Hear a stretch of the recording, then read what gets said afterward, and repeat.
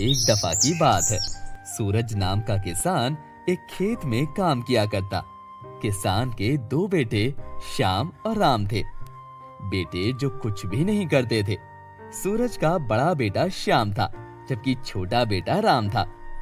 किसान सारा दिन खेत में काम करता, वहां फल और सब्जियां उगाता और फिर उन्हें बाजार में बेच आता। किसान की मृत्यु के बाद किसान के दोनों बेटों ने खेत में काम करना शुरू कर दिया। दोनों सुबह खेत में जाते, जो सब्जियां तैयार होती उन्हें तोड़ते और बाजार में बेचने चले जाते। ऐसे ही इनका गुजारा चल रहा था। एक दिन श्याम का दोस्त उससे मिलने उसके घर आता है। दोनों बैठे बैठे बात कर रहे होते हैं कि तभी श्याम का दोस्त श्याम से कहता है, अरे श्याम, तुम अभी तक खेत में ही काम करते हो। उससे जो थोड़े बहुत पैसे आते हैं उसमें गुजारा कैसे करते हो? बस यार, तुम्हें क्या बताऊं, इतने थोड़े पैसों में गुजारा करना मुश्किल हो जाता है। अगर तुम चाहो तो मैं तुम्हारी मदद कर सकता हूँ। कैसी मदद? तुम्हें एक काम करना होगा, फिर देखना कुछ ही दिनों में तुम्हारे पास बहुत से पैसे आ जाएंगे। अगर तुम चाहते हो कि तुम्हारे पास ढेर सारा पैसा हो तो मैं तुम्हें वो काम बता सकता हूँ। हाँ, कौन नहीं चाहेगा कि उसके पास ढेर सारा पैसा हो। तो मुझे काम बताओ, मैं जरूर करूंगा। मैं तुम्हें एक केमिकल ला कर दूंगा, तुम बस अपने खेत में उसका स्प्रे करना और फिर देखना तुम्हारी सब्जियां कितनी जल्दी बड़ी होती हैं और देखने में भी बिल्कुल ताजा लगेंगी। क्या वाकई? हाँ ठीक है, तुम मुझे वो केमिकल ला देना। लेकिन मेरी एक शर्त है। कैसी शर्त? मैं तुम्हें हर महीने केमिकल भेज दिया करूंगा और तुम मुझे मेरा हिस्सा टाइम पर भेजते रहना। तुम चिंतित मत हो, तुम्हारा हिसाब तुम्हें टाइम पर मिल जाएगा। अच्छा तो ठीक है, अब मैं चलता हूँ। इतना कहकर श्याम का दोस्त वहां से चला जाता है। श्याम अपने छोटे भाई राम से बात करता है और उसे सारी बात बताता है। सारी बात सुनने के बाद राम कहता है, भैया मैं ऐसा बिल्कुल भी नहीं करूंगा, इससे लोगों को नुकसान भी हो सकता है। मैं तो कहता हूँ आप भी ऐसा कुछ ना करना। तुम तो चाहते ही नहीं हो कि हमारे पास भी पैसे हो।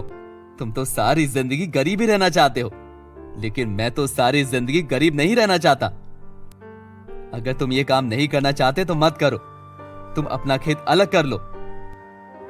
फिर दोनों भाई अपना अपना खेत अलग कर लेते हैं। श्याम अपने खेत में केमिकल का स्प्रे करता है तो उसके खेत में सब्जियां जल्दी से बड़ी हो जाती हैं, जबकि राम खेत में सख्त मेहनत करता है तो उसकी सब्जियां इतनी जल्दी बड़ी नहीं होती। श्याम बाजार में सब्जी सस्ते दामों पर बेचने लग जाता है क्योंकि उसके खेत में सब्जियां ज्यादा होती जा रही थी, जबकि राम थोड़े महंगे दाम पर सब्जियां बेचता था। इसीलिए राम के पास ग्राहक कम होते थे, जबकि श्याम के पास भीड़ लगी रहती थी। अब तो राम की बीवी ने भी राम से कहना शुरू कर दिया था, राम तुम भी श्याम भाई की तरह काम क्यों नहीं करते? देखो ना, उनके पास बहुत पैसे हैं, लेकिन तुम्हारे सर पर पता नहीं ईमानदारी का कौन सा भूत सवार है।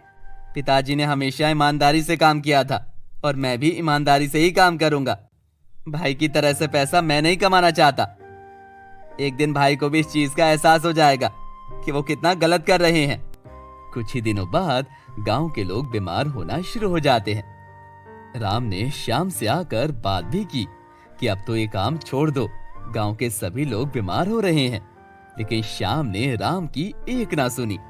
तंग आकर राम ने गांव के सेठ को जाकर ये बात बता दी।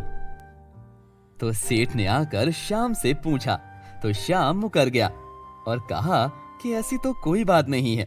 इतना सुनकर सेठ वहां से जाने ही लगा था कि तभी उसकी नजर पास पड़े केमिकल पर जाती है। तो सेठ सारी बात समझ जाता है और उसने श्याम को पुलिस के हवाले कर दिया। फिर राम के पास सारा खेत आ गया था और राम दिल लगाकर खेत में काम करता। तो प्यारे बच्चों, इस कहानी से हमें ये सबक मिलता है कि हमें किसी का बुरा नहीं सोचना चाहिए। अगर हम किसी का बुरा सोचेंगे तो हमारे साथ भी बुरा ही होगा, और अगर हम दूसरों के साथ अच्छा करेंगे तो हमारे साथ भी अच्छा ही होगा।